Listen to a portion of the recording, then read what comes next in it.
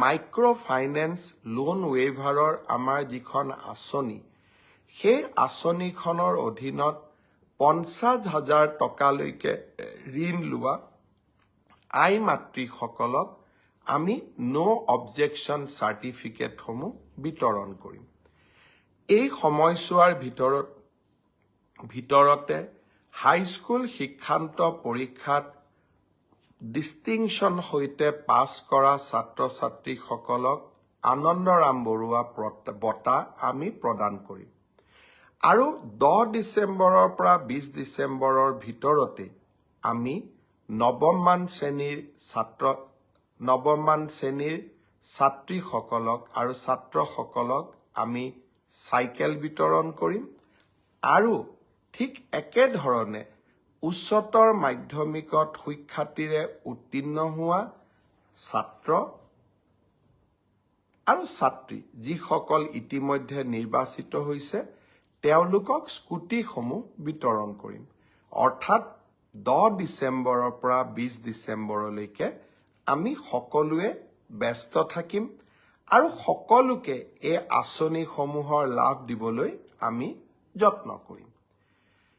এই সময়ছোৱাৰ ভিতৰতে অৰ্থাৎ 1 তাৰিখৰ পৰা 10 ডিচেম্বৰৰ ভিতৰত চৰকাৰী কৰ্মচাৰী তৃতীয় আৰু চতুৰ্থ শ্ৰেণীৰ কৰ্মচাৰীসকলৰ মিউচুৱেল ট্ৰেন্সফাৰৰ পৰ্টেলটো আমি মুকলি কৰি দিম।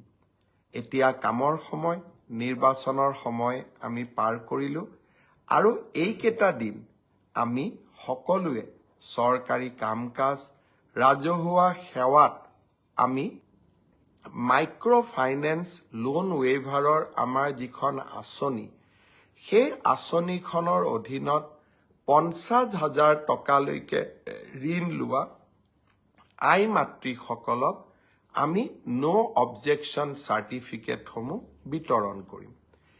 এই সময়ছোৱাৰ ভিতৰতে হাইস্কুল শিক্ষান্ত পৰীক্ষাত ডিষ্টিংশ্যন সৈতে পাছ কৰা ছাত্ৰ ছাত্ৰীসকলক আনন্দৰাম বৰুৱা বঁটা আমি প্ৰদান কৰিম। আৰু 10 ডিচেম্বৰৰ পৰা 20 ডিচেম্বৰৰ ভিতৰতে আমি নৱমমান শ্ৰেণীৰ ছাত্ৰীসকলক আৰু ছাত্ৰসকলক আমি চাইকেল বিতৰণ কৰিম। আৰু ঠিক একেধৰণে উচ্চতৰ মাধ্যমিকত সুখ্যাতিৰে উত্তীৰ্ণ হোৱা ছাত্ৰ আৰু ছাত্ৰী যিসকল ইতিমধ্যে নিৰ্বাচিত হৈছে তেওঁলোকক স্কুটিসমূহ বিতৰণ কৰিম।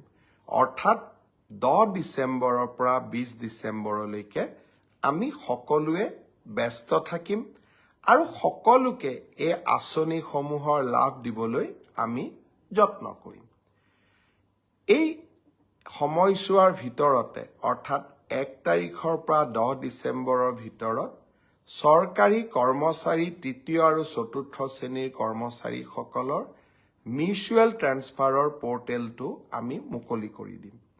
এতিয়া কামৰ সময়, নিৰ্বাচনৰ সময় আমি পাৰ কৰিলোঁ আৰু এইকেইটা দিন আমি সকলোৱে